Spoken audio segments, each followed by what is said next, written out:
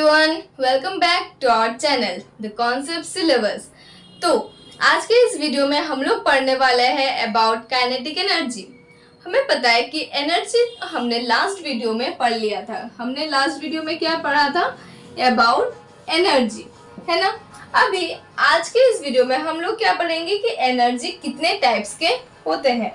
Energy का बहुत सारा टाइप्स होता है, like mechanical energy, chemical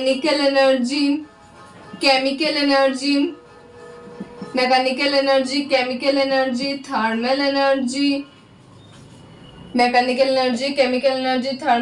mechanical में और दो पार्ट आता है, वो क्या होता है kinetic energy and potential energy. ऐसे बहुत सारे ढेरों सारे पूरा लिस्ट होता है एक एनर्जी का। तो हर एक चीज में डिफरेंट आता है और सबसे कॉमन जो है वो है हमारा light energy. Kinetic energy, potential energy, ये दोनों भी बहुत ज्यादा कॉमन है। जब हम पढ़ेंगे तब आपको पता चलेगा, लेकिन नाम सुनकर लगता है ये नाम तो मैंने आज पहली बार सुना है, या फिर ये नाम सुना तो है लेकिन कुछ समझा नहीं है। इसीलिए आप लोग यहाँ पे इस वीडियो पे आए हो ताकि आप अभी आज काइनेटिक एनर्जी के बारे में समझ सको, ठीक है। तो ऐसे बहुत सारे होते हैं। तो हमारा जो पॉइंट है वो है काइनेटिक एनर्जी और पोटेंशियल एनर्जी।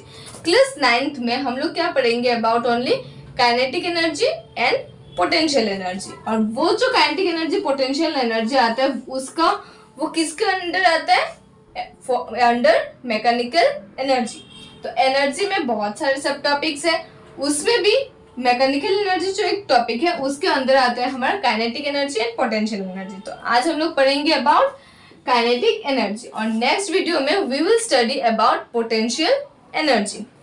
ओके, तो काइनेटिक एनर्जी नाम सुन के लगता है ये क्या हो गया, काइनेटिक एनर्जी ये क्या है, लेकिन इसमें इतना कुछ नहीं है। हाँ है, बहुत कुछ है, लेकिन आपके 9th लेवल में, आपके 9th के एनसीईआरटी बुक में उतना डिटेल में नहीं दिया हुआ है। 9th के लेवल में हम हमेशा बोलते आ रहे हैं कि 9th के लेवल में बहुत ही बेसिक है जो कि हम लोग हमारे वीडियोस में कवर कर रहे हैं। लेकिन अगर सेम टॉपिक को हम 11th-12th में पढ़ेंगे तो वो थोड़ा सा जस्ट बड़ा हो जाता है, उसमें कुछ और टॉपिक्स ऐड हो जाते हैं, इसमें न्यूमेरिकल्स ज्यादा ऐड हो जाता है और कुछ नहीं होता है। तो काइनेटिक एनर्जी क्या होता है? Kinetic energy is the energy possessed due to the change in its position। ठीक है, पोजीशन चेंज होने की वजह से, जो पोजीशन बोल सकते हो या फिर आप मोशन बोल दो, motion will be a better word. Due to its motion मतलब मोशन की वजह से जो एक एनर्जी आता है एक बॉडी में, वही क्या होता है हमारा काइनेटिक एनर्जी। मोशन की वजह से कोई भी बॉडी में जो एक एनर्जी आता है उसको हम क्या बोलते हैं? Kinetic energy. तो kinetic energy is energy possess due to the change in its motion. तो काइनेटिक एनर्जी क्या होता है? फिर से बोलो, जो मोशन की वजह से आता है वो क्या होता है हमारा? Change in kinetic energy. Okay, अभी काइनेटिक एनर्जी जो है उसका डिराइवेशन भी हम करेंगे। अच्छा, डिराइवेशन करने से पहले एक एग्जांपल देते हैं। जैसे कि अभी कोई भी एक बो है, बो मतलब एरो एंड बो, जिसको हम स्ट्रेच करके तीर धनुष बोलते हैं, जिसको हम हिंदी में क्या बोलते हैं? तीर और धनुष। अभी अगर एक बो को हमने बहुत ज्यादा स्ट्रेच किया, जितना ज्यादा, जब वो नॉर्मल पोजीशन में है तब उसके पास कोई भी एनर्जी नहीं है, लेकिन जब हमने उसको स्ट्रेच किया, एक बो को हम जितना ज्यादा स्ट्रेच करेंगे उतना ही उसके पास एनर्जी आएगा, और जितना एनर्जी आएगा उतना ही उसके पास क्या हो जाएगा? काइनेटिक एनर्जी आएगा। तो kinetic energy is also related with speed. अगर कोई भी बॉडी का स्पीड इंक्रीज होता है, अगर कोई भी बॉडी में स्पीड इंक्रीज होता है तो काइनेटिक एनर्जी भी इंक्रीज होता है। ठीक है, स्पीड इंक्रीज होगा तो काइनेटिक एनर्जी भी इंक्रीज होगा। लेकिन हमारे एनसीईआरटी बुक में जो एग्जांपल गिवन है वो है, अगर हमने कोई, जैसे कि मैं इधर रख करती हूँ, हमारे एनसीईआरटी में जो एग्जांपल है, जैसे कि यहाँ पे कोई सैंड है, यहाँ पे भी कुछ एक सैंड का एरिया है। हाँ, ये पूरा एरिया क्या है, सैंड का एरिया है। आप एक बॉल को लो और बस इतने ही डिस्टेंस से इस पर डाल दो। फिर से एक बॉल को लो, उसको थोड़ा ऊपर से डाल दो, और एक बॉल को लो, उसको थोड़ा ऊपर से डाल दो।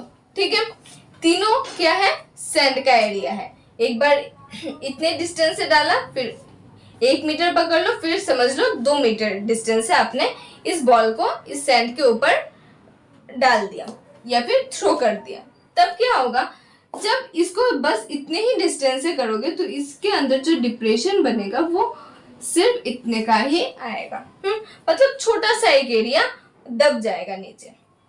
उसके बाद जब इसको और थोड़ा ऊपर से करोगे तो उसको ऐसा होगा। फिर जब बहुत ऊपर से करोगे तो हो सकता है कि ये ऐसा डिप्रेशन बना ले। मतलब उसके बाद ये जो बॉल है वो इधर आ जाएगा, ये जो बॉल है ये इधर आ जाएगा और ये बॉल इधर आ जाएगा। ओके, ऐसा क्यों हुआ?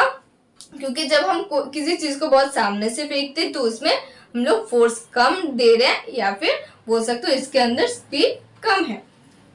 इधर स्पीड ज्यादा है, इधर स्पीड और भी ज्यादा है, इसलिए हमने क्या बोला, स्पीड इंक्रीजेस तो काइनेटिक एनर्जी भी इंक्रीज होता है।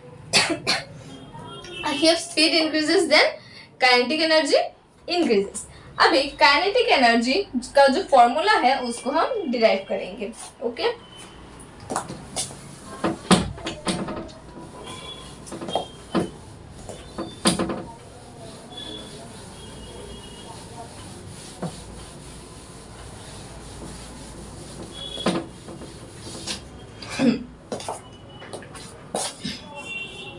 काइनेटिक एनर्जी का formula, kinetic energy is nothing but a form of energy.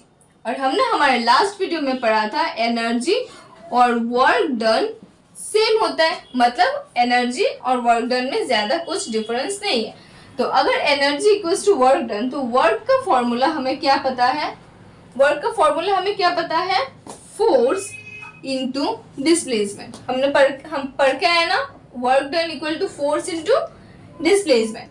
और इक्वेशन ऑफ मोशन वाले चैप्टर में या फिर आप ग्रेविटेशन वाले चैप्टर में भी equation of motion, force and laws of motion, gravitation, तीनों चैप्टर में आप लोग ये पढ़ के आए हो कि force equals to mass into acceleration. तो फोर्स की जगह पे हम क्या लिख सकते हैं, मास इनटू एक्सेलरेशन। ओके, ये क्या है, डिस्प्लेसमेंट। इक्वेशन ऑफ मोशन में हमने ये पढ़ा था ना, v square equals to u square equals to twice as। याद है? अगर याद है तो वेल एंड गुड। ये क्या है, v square minus u square. तो यहाँ से हम s का फॉर्मूला निकाल सकते हैं। इस 2a को हम लोग अगर नीचे लेके आ जाएंगे तो ये बन जाएगा हमारा s का फॉर्मूला। तो s की जगह पे हम ये लिख सकते हैं v square minus u square equals to twice a।